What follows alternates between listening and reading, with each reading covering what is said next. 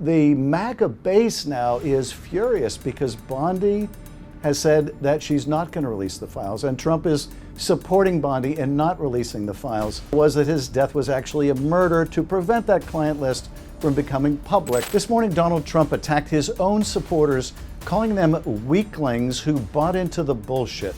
What is this all about? Well, the bullshit he's referring to is about Jeffrey Epstein. Let me try to explain what this internal MAGA fight over Jeffrey Epstein is all about. So before Donald Trump becomes president again, his enablers like Kash Patel, like Dan Bongino, like Pam Bondi are out there pushing this conspiracy theory about Jeffrey Epstein. Now, Epstein was this sleazebag who procured young girls to essentially serve as prostitutes for his wealthy elite friends. And there are a couple conspiracy theories about him. He was convicted of related sex offenses. He ended up committing suicide, apparent suicide in jail. And there are a couple conspiracy theories about Epstein. One was that he kept this lengthy client list of elites. The other was that his death was actually a murder to prevent that client list from becoming public. Now, among the purveyors of these theories were none other than our now FBI director, Kash Patel, and our number 2 at the FBI, Dan Bongino. Here's them. Listen to them.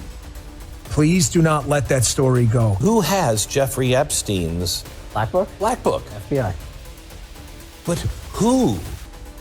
That is that. I mean, there's. That's under direct control of the director of the FBI. What the hell are the House Republicans doing? They have the majority. You can't get the list? Put on your big boy pants and let us know who the pedophiles are. But it wasn't just them. It was also our now Attorney General, Pam Bondi. Here's what Pam Bondi had to say about the Epstein files that she was going to release. DOJ may be releasing the list of Jeffrey Epstein's clients? Will that really happen? It's sitting on my desk right now to review. That's been a directive by President Trump. So the files are sitting right on her desk. Now she ends up trying to walk that back, trying to say, well, no, I didn't mean those files. I was talking about some other files. But the MAGA base now is furious because Bondi has said that she's not going to release the files, and Trump is supporting Bondi in not releasing the files. So what is that all about? Well, the interesting thing is, well, Dan Bongino and Pam Bondi and Kash Patel and others, Mike Flynn, you remember him, the erstwhile National Security Advisor in Trump's first term? While they're out there pushing these conspiracy theories about Jeffrey Epstein, there was one person who rather oddly, suspiciously, was not pushing for the release of the Epstein files, and that one person was Donald Trump. So Trump, who is no stranger to conspiratorial thinking, never someone who shies away from pushing out the most crazy stuff in the world, was oddly mute about Jeffrey Epstein. Here's an interview last year where a reporter asks him, are you going to release these files or these files or these files? It's very telling. Watch. If you were president, would you declassify, you can answer yes or no to these, would you declassify the 9/11 files? Yeah. Would you declassify JFK files? Yeah. Would you, I did a lot of it. Would you declassify the Epstein files? Yeah, I would. All right. Yes, I would. I think that less so because, you don't know it. You don't want to affect people's lives if it's phony stuff in there because there's a lot of phony stuff with that whole world. But I think I would, or at least Do you think that would restore trust? Help restore trust? Yeah, I don't know about Epstein so much as I do the others. So you notice how Donald Trump suddenly gets a little fearful, tries to walk back his willingness to release these Epstein files. Now, why would that be the case? Well, take a look at this photograph. That's Donald Trump with Jeffrey Epstein here and here and here and over and over and over again.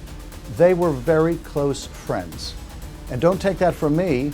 Here's what Jeffrey Epstein had to say about his friend, Donald Trump. So how do you know this? That's right, Donald Trump had no closer friend than Jeffrey Epstein, according to Jeffrey Epstein. Those are his words, that's a recording of him. So Donald Trump doesn't want these files released now, and of course, that's drawing lots of questions from his base and lots of anger from his base. Over the weekend, there was a conservative convention. Here's Megyn Kelly asking the crowd whether they want these files released. Let me just ask you, Make some noise if you care about the Jeffrey Epstein scandal. Raise your hand if it matters a lot to you. Raise your hand. So every hand of 7,000 people. Everybody cares. A lot. I said a lot. Every hand. The MAGA base clearly wants these files released. Here is one right-wing supporter of the president, at least previously supporter of the president, and what they had to say about releasing the files. It's the point I'm trying to make here is that it's the administration and their handling of this, which is why everyone's talking about it. It didn't have to be handled this way. It's been abysmal, and people aren't satisfied, and that's what all available polling shows. So here, Trump world created this MAGA conspiracy about the Epstein files, and now they can't stop the momentum of this thing. And they're just raising more questions than they're answering by their effort to stonewall what they promised to do. Today, this is among the latest things, they fired one of the prosecutors who prosecuted Epstein and one of his accomplices. That person was James Comey's daughter. Did they fire her because she's James Comey's daughter? That would be improper for one reason. Did they fire her because she was a prosecutor in the Epstein case? That would just feed into what the MAGA base is already suspicious of. This is now becoming an issue in Congress as well. In the Senate, Chris Van Hollen offered an amendment to require that the Justice Department preserve the Epstein files and ultimately make a report to Congress. Republicans were afraid to vote against it. It passed by a voice vote. In the House, where they called a vote on the Epstein files, Republicans are blocking it. Now, that is not a good position for Republicans to be in, basically hiding the Epstein files from the American people. So Republicans in the Congress are in a tough place, just like Donald Trump. I began by talking about that tweet from this morning where Trump is calling his own supporters weaklings and saying they bought into the Epstein bullshit. But that tweet also includes attacks on Comey and on Biden and Hillary Clinton, the usual grab bag of suspects that Trump resorts to try to distract. Whenever Donald Trump is resorting to the usual enemies list, well, that includes me, by the way, it's a pretty telling sign Donald Trump wants you to look anywhere but where his problems lie. And right now, one of those big problems is Jeffrey Epstein, and it's a problem of his own making. So they're digging the hole deeper here, and this is the bottom line. They promised they would release these files.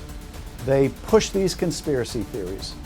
Either the conspiracy theories are true and there's a client list and they need to disclose it, or they need to admit they were lying about the whole thing. They need to reveal what they have, all of it, and show that they're just a bunch of liars. But either way, they need to be transparent and come clean with the American people.